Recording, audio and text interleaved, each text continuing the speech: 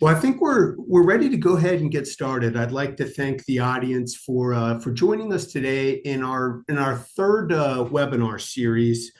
This one's titled "Excellence by Design: Building Durable Companies During Periods of Uncertainty."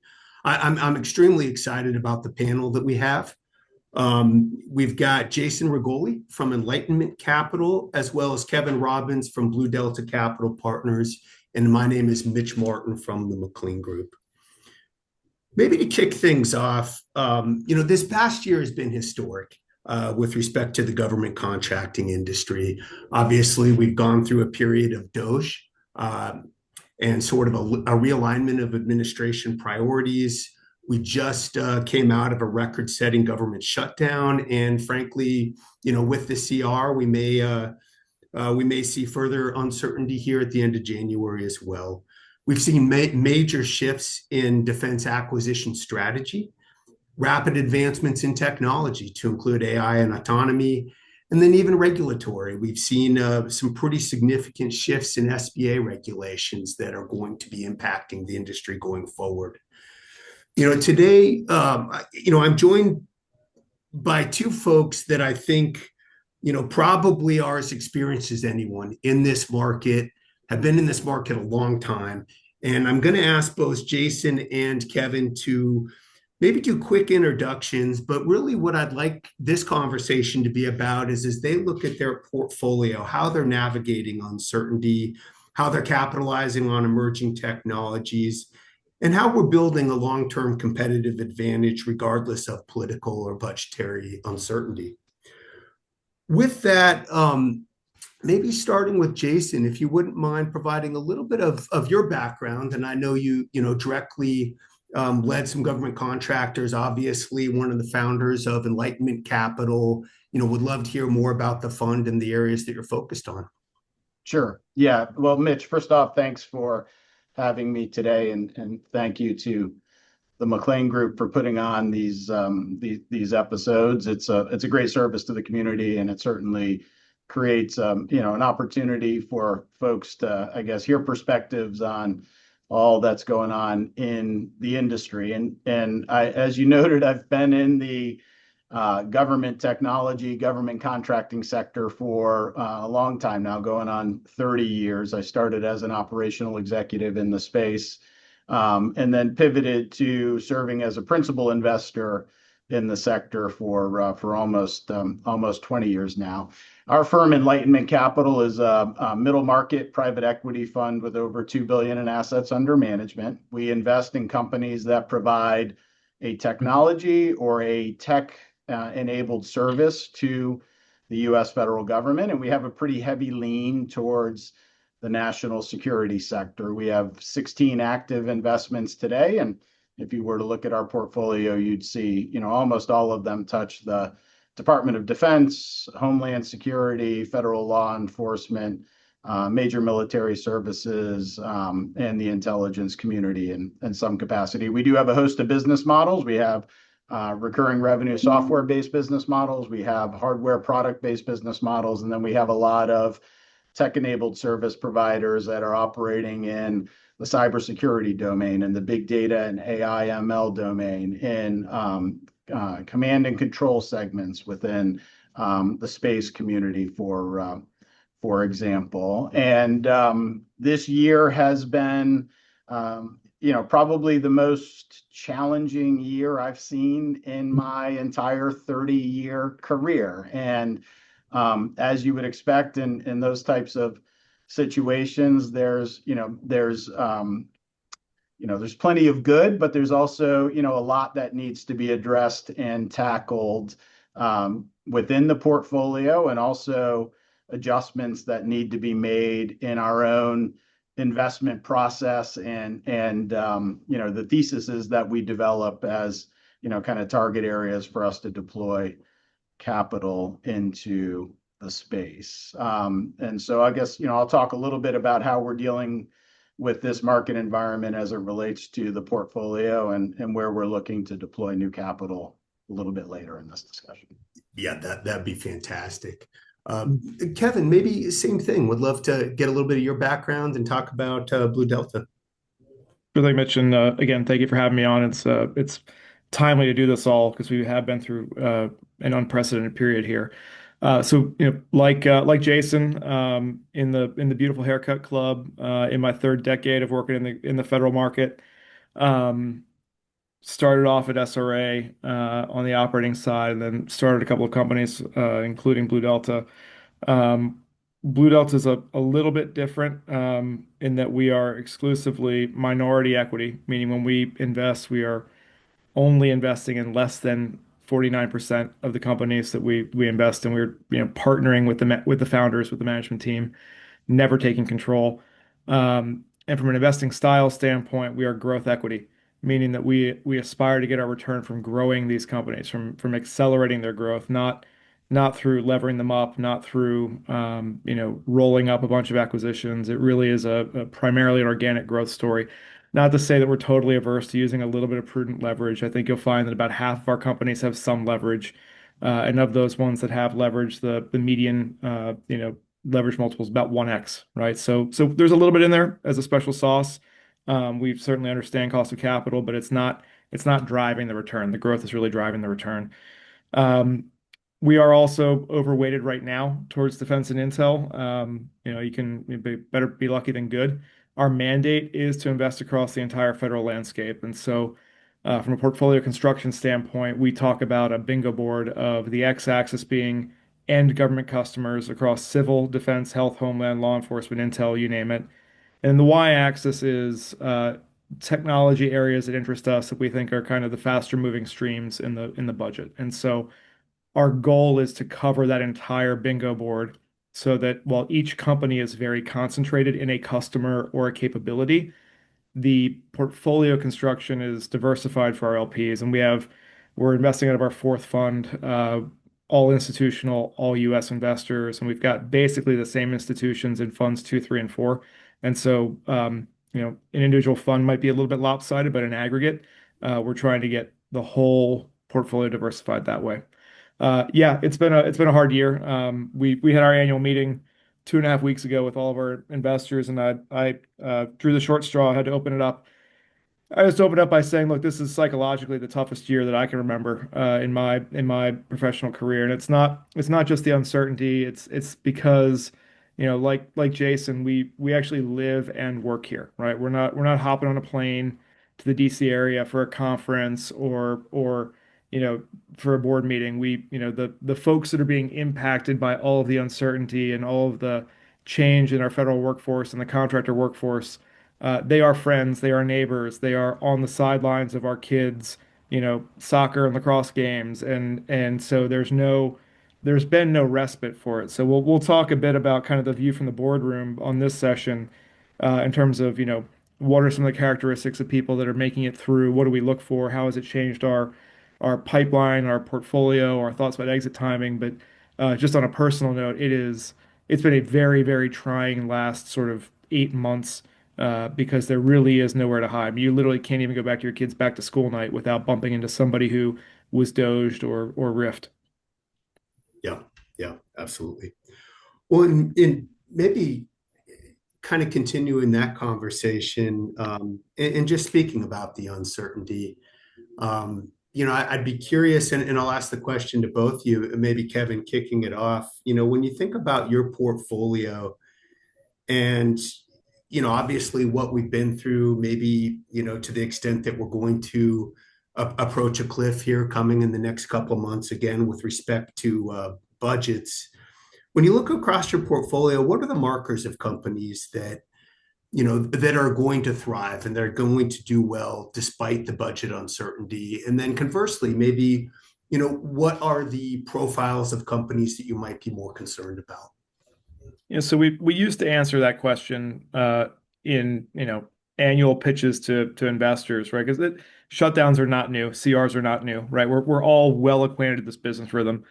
And so we used to say, we look for businesses that are kind of providing lights on mission critical work. This period really tested what is lights on, what is mission critical. I'm curious to get Jason's perspective as well, but at least I found it was very hard to predict which contracts were going to get continued, which were going to get paused, which were going to have option years not exercised. There's some very mission critical work for some very important customers that were not deemed essential that caught people by surprise. And so that's my old answer. My current answer is really decisive CEOs. CEOs who have been there, done that, and who acted quickly and with conviction.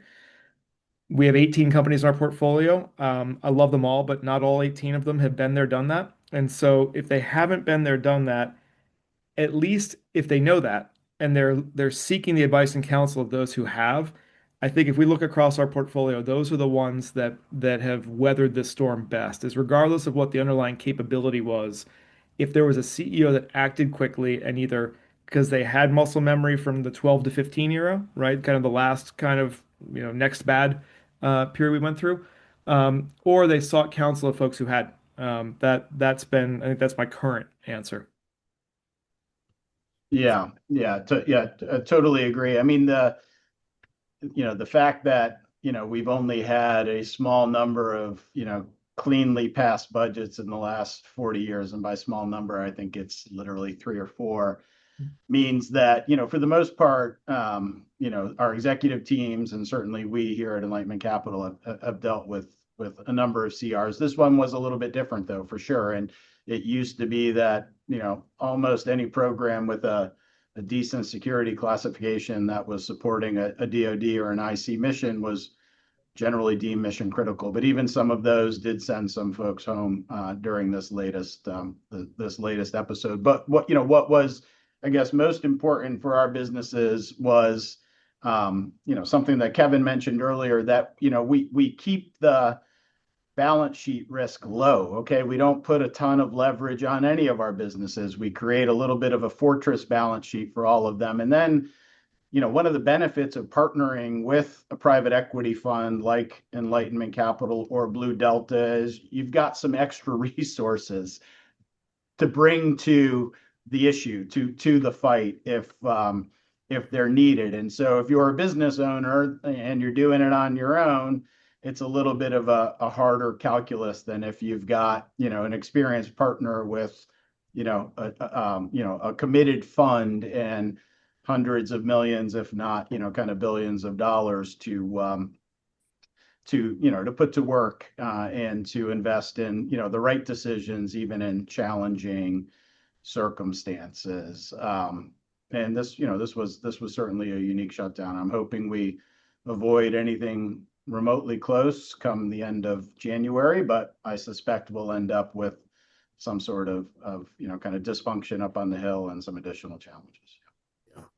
And Jason, I'd be curious, just, as you mentioned, CRs aren't new. This did feel a little different, and maybe we're expecting something a little different here in Q1.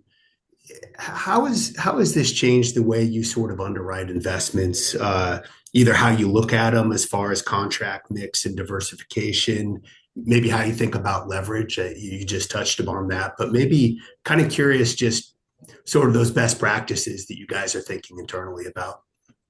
Yeah, I mean, look, we cannot ignore the new administration's priorities. If anything, we've got to embrace them. Okay. And those priorities dictate that, all the operators in the space pivot to leading with technology, have a commercial tech orientation, have deep, close, kind of intimate customer relationships, be viewed as a customer, insider and advocate as best you can, and have A players on your team. And so as we evaluate new opportunities, and even as we evaluate areas where we need to bolster in our current portfolio, we look for those innovation cells, those innovation hubs in businesses. We look at the quality of the team and their ability to continue to drive innovation into mission critical customer communities and customers that do align with the current administration's priorities. And if our existing portfolio companies are missing some of those elements, we help them, fill those gaps. If a prospective portfolio company is missing some of those elements. In order for us to invest, we have to have line of sight on how we're ultimately going to fill that gap or address that issue. And so the portfolio definitely looks way more tech oriented today than it did 10 years ago, when IT modernization was a reasonable theme to invest behind. But just simple IT modernization and bringing sort of a catch-all updating of IT systems to this market environment is just not, it's not going to work and resonate the way it did a decade ago. And so, so you're seeing a lot more technology in our portfolio today and in our prospective investment opportunities than we have seen historically. It's helpful. And I know here in a little bit, we'll have a question for both you just on valuation with respect to maybe the changing landscape, because I think it is an interesting piece. But maybe a final question, talking about sort of, the CR and sort of budget issues.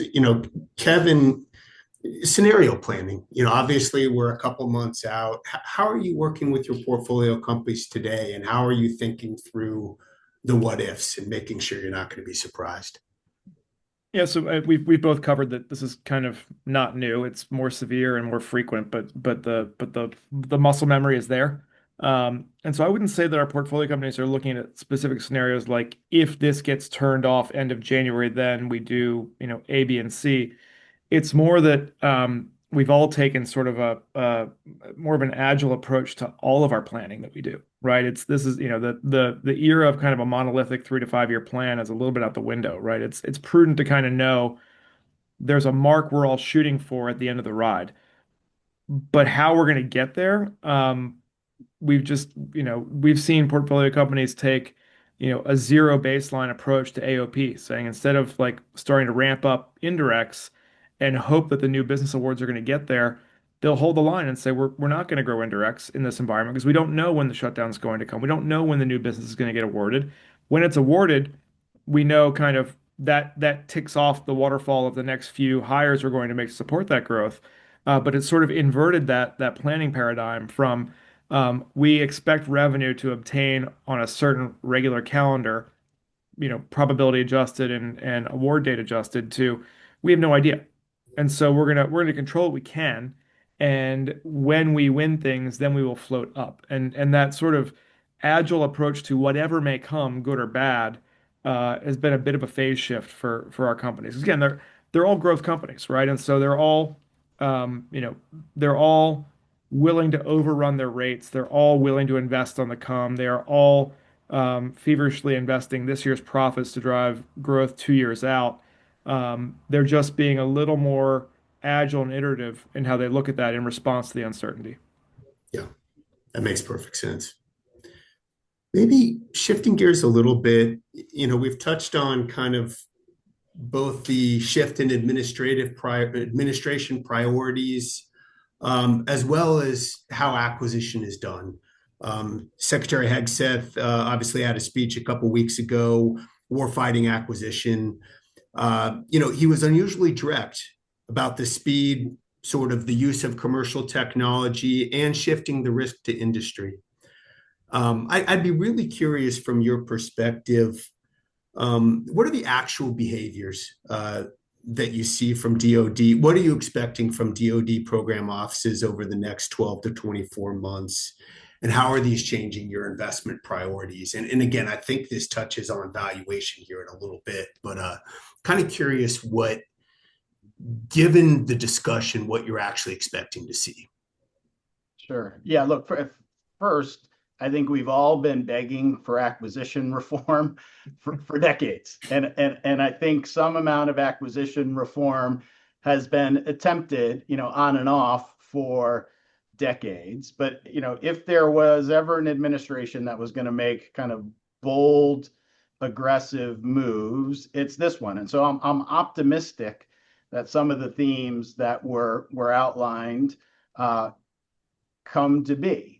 Certainly we want to speed things up. Okay, we need to shorten that acquisition cycle. There was commentary around investable demand signals. Actually, engage with firms like ours, and show them that if we choose to make an investment in a particular area where they are signaling that it's an investable domain, that there will be long-term contracts and program of record type initiatives on the other side. And boy, if we see any of that, then I'm a proponent for all of it. But what we are seeing today, which I think is brilliant and is aligned well with growth companies like ours and companies that have capital to invest, are the show me type procurements. Okay, so you can give me a little bit of a written proposal, but it's going to be truncated, and I want you to come and actually demo your capability, your product, your solution. And we, the DoD, understand that it may only meet 70, 80, 85% of our requirement, and that there's going to be some additional work needed to get it to that 100%. But I'll take that opportunity all day long, and our portfolio companies will take that opportunity all day long. And the fact that we're moving away from custom built, overly engineered, arguably what's viewed as exquisite solutions, but unbelievably costly and burdensome, it accretes well to our smaller, more nimble, more innovative portfolio companies, and is exactly the way I hope acquisition reform ultimately shifts. Yeah, yeah. Kevin, I'd be curious, kind of same question, what you're expecting. Yeah, so I've seen the same thing that Jason's seeing. I think that, for us, the challenge is trying to handicap the kind of the talk track from what actually happens on the ground. So we are seeing a lot more, prototypes and code challenges, which is great. Our companies love those. We're seeing a lot more OTAs, SIBRs, kind of non-traditional procurement, which again, love that. We're seeing a shift back towards more, performance-based contracting in terms of choosing fixed price or T&M over cost plus, which is good. The skepticism you hear in my voice is that is very hard to do at scale, right? It's hard to have $1 billion fixed price thing over 7 years. It's hard to have a bunch of these exquisite little OTAs and SIBRs when you've got a procurement workforce that is really handicapped in terms of there aren't enough of them, and they're not terribly experienced coming through the retirements. And so the natural government response to that being understaffed or overworked is to consolidate procurements. And when they consolidate, you start picking up some of that exquisite stuff that works really well in a code challenge, a prototype, a fixed price thing, and you scoop it up with all the O&M and everything else, and all of a sudden they can't figure it out, so they just make the whole thing cost plus, right? And then we're kind of back to where we were. And so, um, I'm hopeful. Kind of any reform almost is good, right? Because it's sort of hard to imagine it being in a less functional state than it currently is.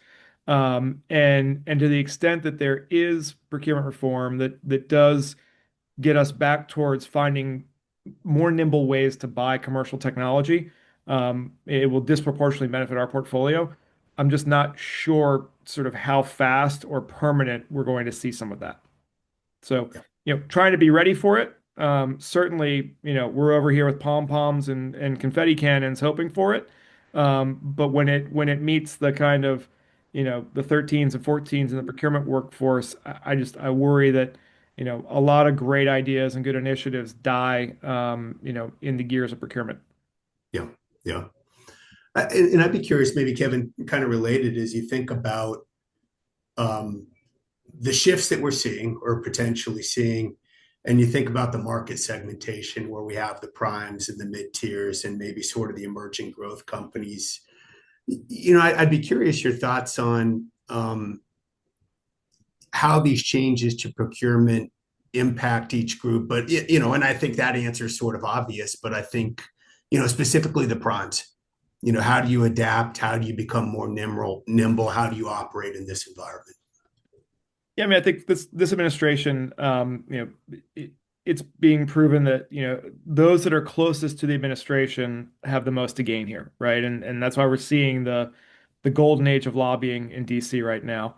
Um, Incumbent primes have a real challenge because when you head to procurement reform with the mantra of what we've got now isn't working, it's very hard to be an incumbent contractor and not carry around the kind of the taint of what's not working, right? And so absolutely the non-traditional new entrants have an advantage here because they can walk up and say, "Hey, I'm not part of the problem. I wasn't here. Um, Evaluate me in a vacuum." The primes are trying to retool, by the way, rightfully so, to say, "Hey, look, I know, but look at all this innovation we're doing over here that we've been doing for years. Look at what happens after you let a six or low seven-figure contract when you actually have to scale it. We've got the industrial base that you need to actually scale these things. We've got the Six Sigma industrial controls that you need to do it at scale and kind of with five nines. And so there's a little bit of nose out of joint from the primes because yes, they're here, but they hate the game, not the players. And you have to have them as part of the solution going forward because we don't have, in my view, sufficient industrial base without them. Yeah, yeah, makes perfect sense. And I'd be curious, and maybe for both of you, because and I think it's a really interesting question. Right now, you've got kind of this shift in how procurement is done, as well as massive advancements in technology and how they're applied to weapon systems with respect to AI and autonomy and so forth. And I feel like we're seeing a little bit of a disconnect with respect to valuation. You've got sort of, I'll call it kind of the born modern defense tech companies, and we're seeing valuations, that are 50, 100 times revenue, whatever you want to say. And then you've got obviously sort of legacy players and folks, primes, and you're seeing valuations viewed in a very different way. And I think, frankly, even some of the metrics that we'll often use, whether it's a multiple of earnings, whether it's looking at backlog, that tends to break down, I think, with some of the emerging tech companies and how we're viewing value. At the end of the day, the value of anything is, present value of projected cash flows. So, there's got to be a view of the future where the industry view of valuation today is correct. And I'd love to get your kind of input on that. And both of you, I think, have a mix. You have, some legacy contractors in your portfolio, and then obviously some emerging defense tech. And I think you're seeing some of that as well. Jason, would love if you want to kick it off. Sure. Yeah. Look, I mean, we've seen these type of, dare I say, hype cycles before. Okay, we saw it in the .com era. We've seen it a little bit more recently in the enterprise software space, where a lot of venture capital was thrown at a lot of businesses in those sectors with, what I would argue are possibly irrational valuations. And eventually, the fundamentals do apply, and the businesses that grow into those valuations. So, a Palantir, an Anduril, a Shield AI, they all have to not just double or triple their revenues, but they have to grow them to 30 or 40 times what their current level is. And if they do that, then they will have grown into their valuations. But along the way, 95% of the companies that have received venture investment will not. And, the landscape is littered with, the bodies of, former, kind of enterprise software and .com era, VC-backed businesses. There will be, a number of pets.com type businesses that will be laying on the beltway around Washington, D.C. Eventually, cash flow does matter. At some point in time, these have to be cash flow positive businesses. Palantir has sort of crossed that inflection point, and good on them. And I think they'll likely be one of the long-term success stories in that neo prime universe. But most will die. Yeah, interesting. Kevin, would love your perspective as well. Yeah, valuation's hard, right? And none of us have kind of monopoly on being the arbiter of valuation. And so when I see a valuation that kind of doesn't make sense, I've tried over the years to say, what do I have to believe for that valuation to make sense, instead of reflexively saying, oh my God, that's too high. Um, and when we've looked at some of these defense tech companies recently, and kind of anything that's AI, autonomy, anything that thinks it's going to get a piece of Golden Dome. The phrase that we kind of use around our shop is it's priced to perfection, right? Like it's basically to get that valuation, you have to believe that there's an enormous addressable market, that they are going to capture it, that there will not be execution headaches or hiccups along the way. There won't be changes in policy or procurement that are going to impact it. And that's not to say that's a bad bet. It's just to say that it's a bet that we can't make with our flavor of risk-adjusted returns.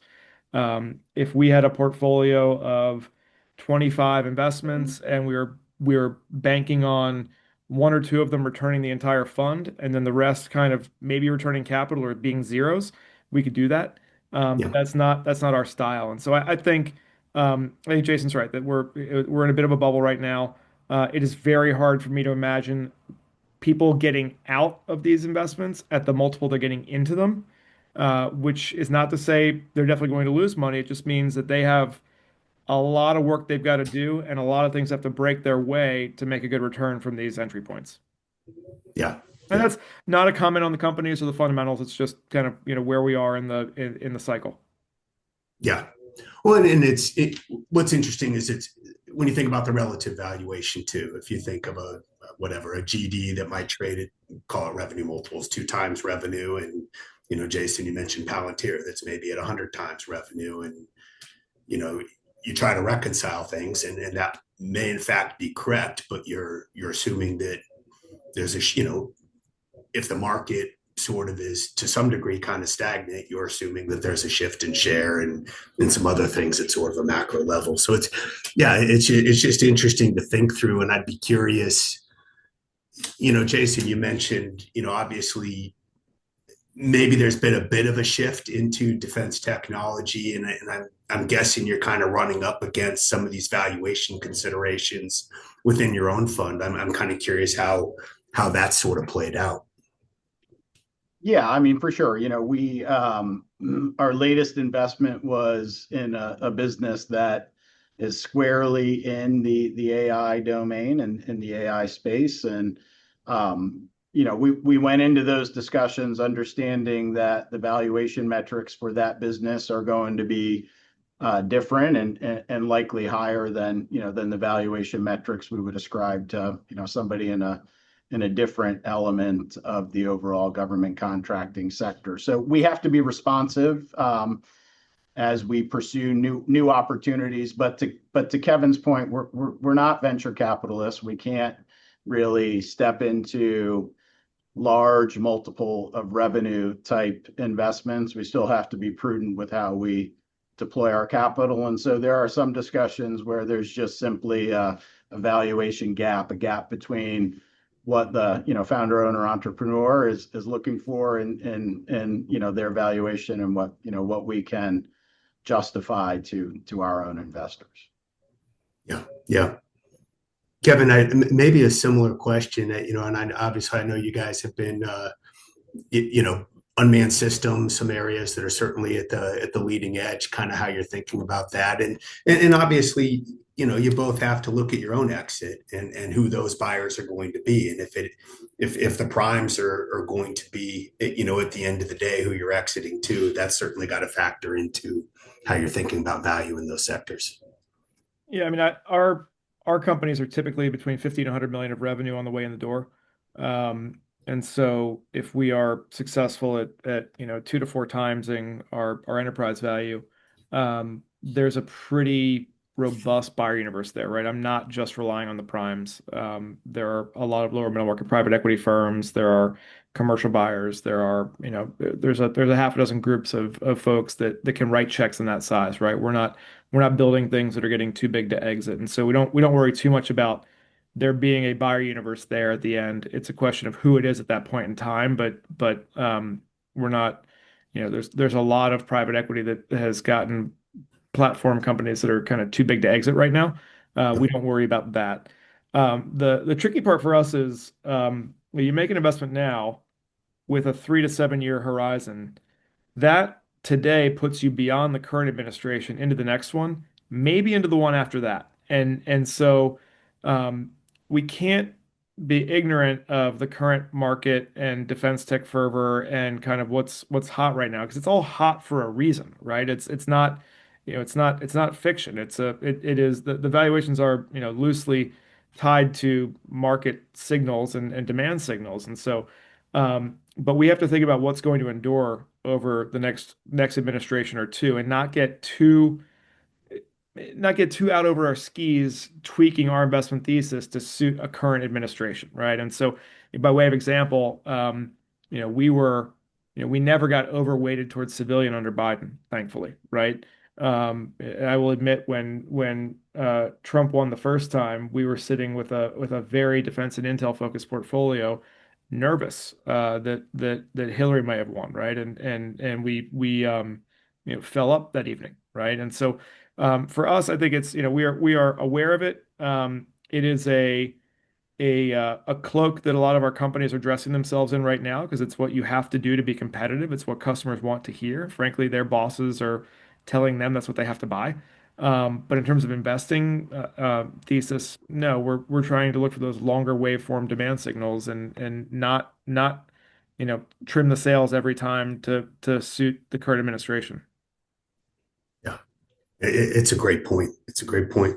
Maybe shifting gears a little bit, and I think we've touched on that, but with this theme of durability, especially in these areas of uncertainty, and Jason, I think you mentioned it, sort of the role of capital. Having a strategic partner, you do have some additional dry powder, you have some additional resources that companies might not have as a standalone. But with the increasing uncertainty, I'm curious what you're asking of your portfolio companies with respect to balance sheets, working capital, how you're thinking about the cash cushion, some of the operating metrics. Sure. Yeah.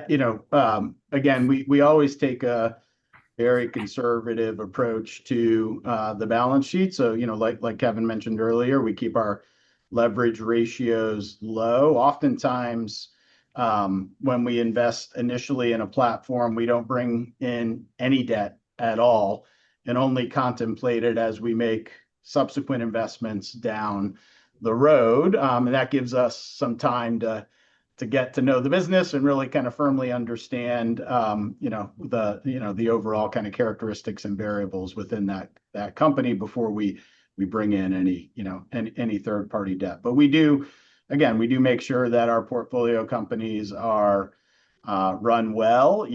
From a cash flow perspective, we try to get kind of A players in that CFO role, and oftentimes the companies already have an A player there. But if not, we help recruit in kind of a world-class CFO. And I do think that's one of the benefits of being aligned with the private equity fund is your ability to bring in really world-class executive talent into positions that may have been hard to fill otherwise. Those executives like to partner with private equity funds because they understand there's going to be maybe an elevated degree of rigor and professionalism in the business, but ultimately there will also be an exit event, and they want to participate in that exit event. And so, just I guess long answer to your short question is, yeah, be absolutely prudent around the balance sheet. Make sure that we're collecting on our receivables in a very timely fashion, managing cash flow well, forecasting, kind of cash flow characteristics of the business as well, and making sure that we have, A players in all the key spots within the company. Yeah. Yeah, absolutely. And Jason, I'd be curious too. Obviously, Enlightenment Capital, you have kind of a drop down SBIC structure. Um, um, Kind of curious how you use that pool of capital and how you use that program, frankly, when you make your investments. Sure. Yeah, I mean, it's something I think that's a little bit unique, or not every fund in the sector has that.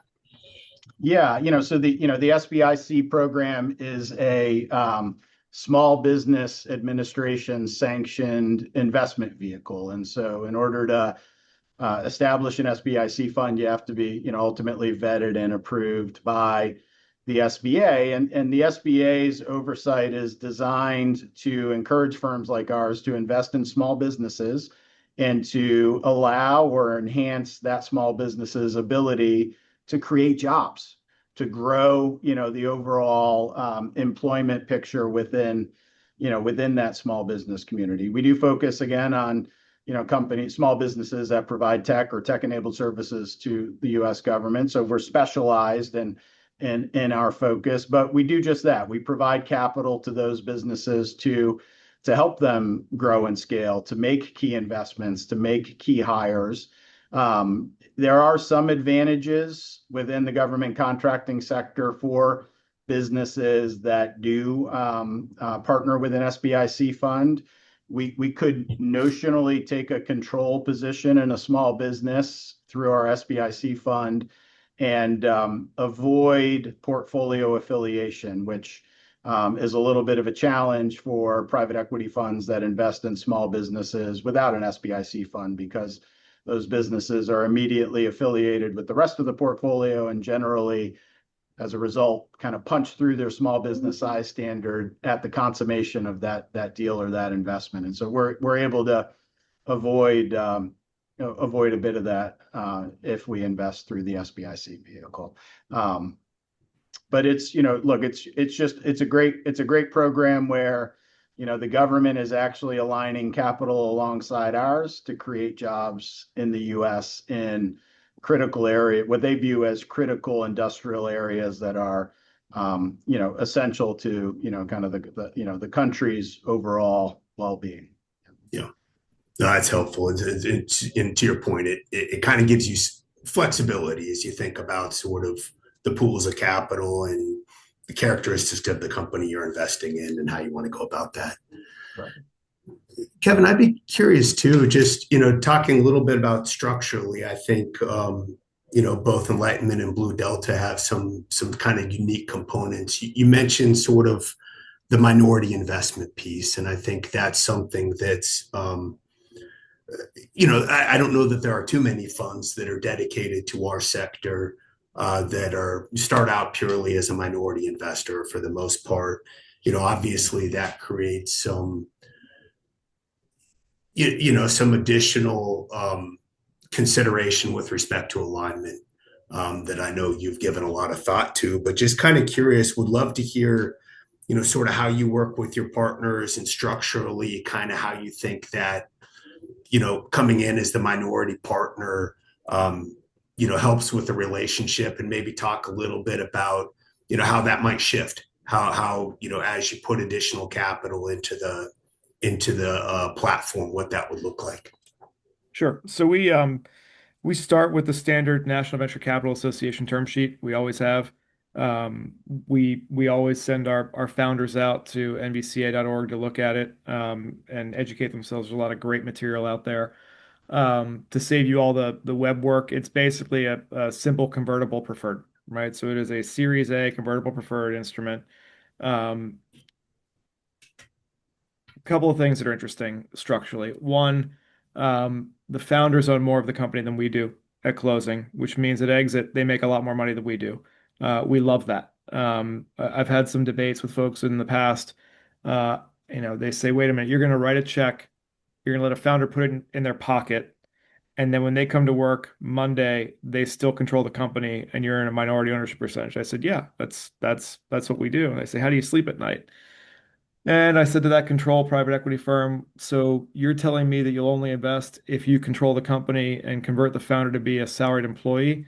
Um, didn't that founder just tell you their best days are behind them, not ahead of them? How do you sleep at night? And so it really is, it's a philosophical view on our side where it's not for everybody. We could not have 2 billion under management like Enlightenment has.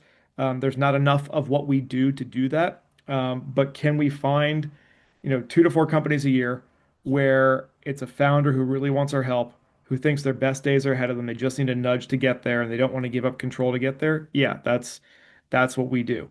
Um, One structural thing also, Jason mentioned the SPIC and being able to take control of a company and not cause affiliation.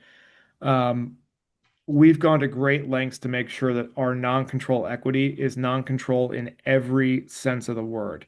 The SBA has about a dozen parameters they look at for control. They tightened those up recently. I think we'll probably discuss it a little more later, but we have always, since 2009, tried to keep all of our investments on the absolute kind of lily white side of all 12 of those. And some of them are kind of, you would think, are silly, right? Like can the investor fire the CEO, right? If yes, control and affiliation. So I won't give you kind of all 12 of them and all the trade craft that we've got around how we get around them, but we've gone to great lengths to make sure that we pass every one of those tests. Twice we've actually had companies had affiliation challenged in front of the SBA, and both times we were successful. When we turned over our documents, they realized we actually don't control on any one of the 12 parameters. And so, it's just nice to know that if somebody works with us, they can get some liquidity, great. They're going to get all of the expertise, advice, and capital access to fully execute their business plan. And they're going to get to use whatever runway they've got remaining if they have any small business runway, right? And so, A-days are a little tough, although we have done that in the past, but small SDVSB, et cetera, we're able to let folks keep that status without affiliating, and still give them the catalyst they need to fully fund their business plan. I'd be curious, and I know you and I have talked at length about this. Obviously, without the negative controls, it makes it that much more critical that you find that alignment with the partner and that you're comfortable with that before the investment. How do you think about that, and how do you go about it? Um, Lucky for us, there are very few people out there agenting private placements and government contractors, right? So it's not like I get a sim and I go to a management presentation and I have to decide, right? Nothing wrong with that process. It is a well-worn path, and all of our portfolio companies are acquisitive and play that game. But for making a new investment for us, we rarely have to do it in the artificial confines of a process. So out of the I don't know, 28 investments we've made to date. They've all been proprietary, meaning we've known the company, gotten to know the company, sometimes for years, gotten to know and watch them and coach them. And as Phil Nolan says, give the milk away for free, before an opportunity to make the investment presents itself. Sometimes they happen a lot faster, but that is part of the secret sauce for us is really getting to know them, you know, observing them over time, uh, coaching them before we've even written a check. We joke about, people say they provide value beyond capital. We often provide value before and without capital, as our cost of doing business to earn the trust and earn the right and have the conviction to make the investment. And by the way, we don't always get it right. But so far the track record has been pretty good on that. Yeah.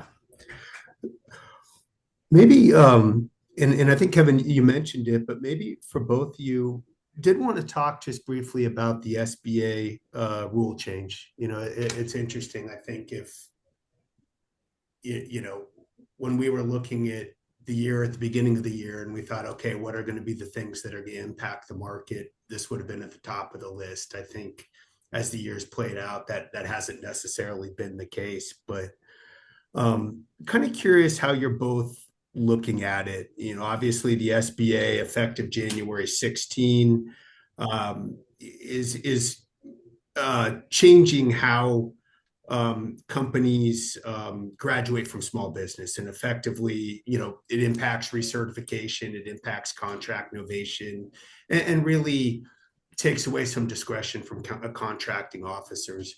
I'm kind of curious how you've seen that impact your portfolios.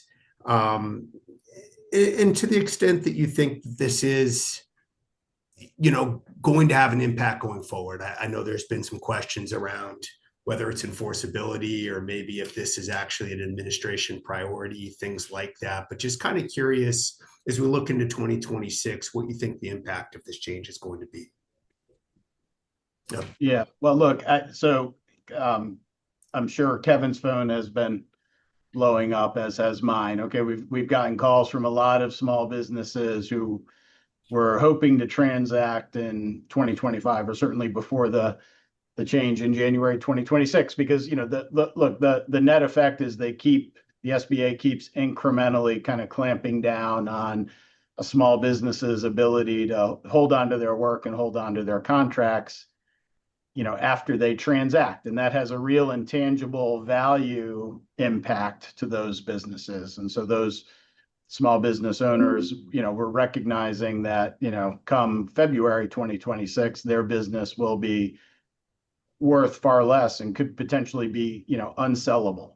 The new rule is, I guess, a little bit unclear in some areas. And so, I'm not 100% sure how strict they will interpret elements of that. And I suspect we won't know until something or several somethings have been taken to federal court in some capacity, and a judge has weighed in on how to interpret it all. But the any clamping down is not helpful to that small business and that small business owner, if that small business owner is interested in potentially selling or bringing in private equity capital or private investment in some capacity. How you recalibrate is you focus earlier on pivoting to full and open contracts. Okay, you have to build a growth engine and a growth team that is accustomed to and able to hit big league pitching, to get out there and run a multi-year capture process. And you're going to have to spend hundreds of thousands of dollars, if not, seven figures on, winning a full and open contract and evidencing to firms like ours that you have the ability to do that, because that's going to be important for us to contemplate investing in your business going forward. It was historically nice to at least have some period of time to run off those contracts and transition into that full and open domain, but this change has reduced our ability to do that and shorten that time frame. Yeah, yeah. Kevin, curious, kind of the impact you're seeing. Yeah, I mean, I think, every company we invest in still has quite a bit of small business legacy. And so our underwrite is always around how likely is a company to transition to full and open? What do we have to do? What investments do we have to make? What's a reasonable timeline? I think nothing has changed there. To Jason's point, phones been ringing off the hook as people realize they're not going to be able to transact before January of 26. They're going to have a lot less value post January of 26. The ones that can transition, and many cannot, but the ones that they can transition, those are the interesting phone calls, because they're saying, hey, I missed my window to get out. Now I have no choice but to slug it out for the next 3 to 4 years of transition. I'd really like a partner for the journey. Blue Delta, tell me more about how we can do this. And so that's ramped up the pipeline of inbound for us, which is great. I think that the companies themselves, if there's a lingering effect, I think unfortunately it's going to be a lot more protests, right? I think a lot of people are now going to use, the SBA does not have an enforcement arm, right? There's no blue windbreakers with yellow SBA on the back of them, right? They rely on industry and the protest mechanics to be the enforcement arm of the SBA. And so I think a lot of people are sharpening their knives, looking to protest. If you've got outside money and you've got a small business contract, you should assume you're going to get protested. And so if there's any lesson learned there, we're coaching all of our portfolio companies, hey, make sure that you are bulletproof on this, right? Like let's make absolutely certain that if this all winds up in discovery, that you will sustain that scrutiny and know that well before you even consider bidding, before you even put the team together. If you're no longer eligible as a small, let's do that reverse diligence on the small you are going to partner with and make sure they're going to sustain scrutiny. And so, we're not as aggressive as going after other incumbent work where somebody's made an investment and they're no longer small. That feels a little bit untoward. But that behavior is going on, right? And so we're trying to be ready to defend against it. Yeah, no, it's a great point. Maybe, and I know we're coming up on time here, and again, I can't thank you guys enough. I think this has been a great conversation. Um, as we close out, I'd be curious, around the theme of building durable companies by design.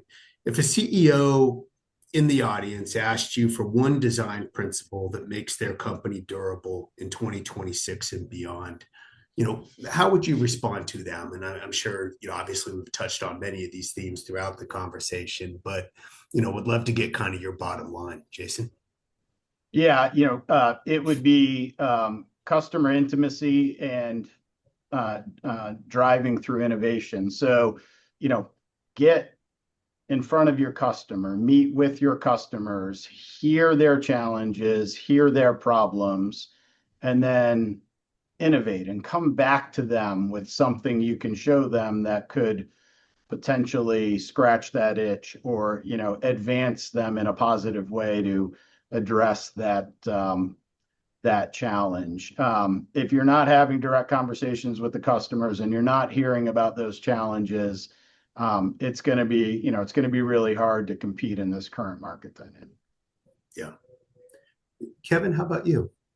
Yeah, customer intimacy was my number one as well. So, Jason, I'm glad you got to go first.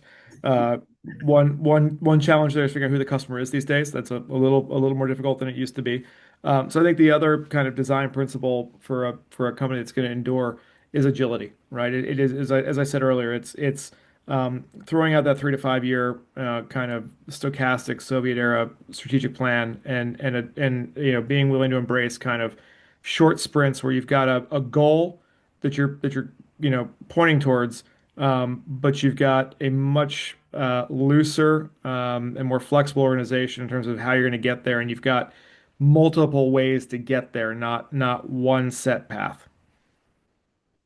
Makes perfect sense. Well, hey, listen, I know we're at time. Again, gentlemen, I can't thank you enough for taking the time. I thought your comments were extremely insightful, and I know they'll be well received by our audience. So thanks again, and I look forward to talking again here shortly. Great. Thanks for having us, Mitch. Yeah. Appreciate it. Thanks, guys. Happy holidays.